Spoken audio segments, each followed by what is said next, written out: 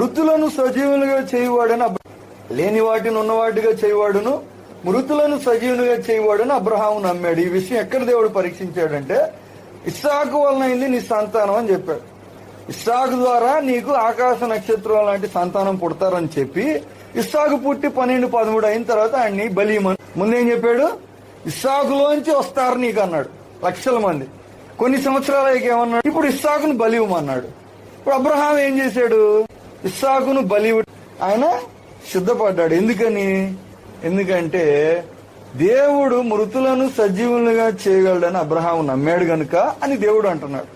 విశ్వాసం చూపించడానికి చేశాడు. ఏం విశ్వాసం, ఇస్సాకులోంచి చాలా మంది రావాలి కాబట్టి ఇప్పుడు ఇస్సాకుని బలిచ్చినా మళ్ళా దేవుడు ఆయన బతికిచ్చి ఆయన మాట నెరవేరటం కోసం, అంటే మృతులను సజీవులుగా చేయగలవాడు దేవుడు అన్న విషయం మనం నమ్మాలి. ఆ విశ్వాసమే మన రక్షణకు ఆధారం అని రోమపత్రికలో ఉంది.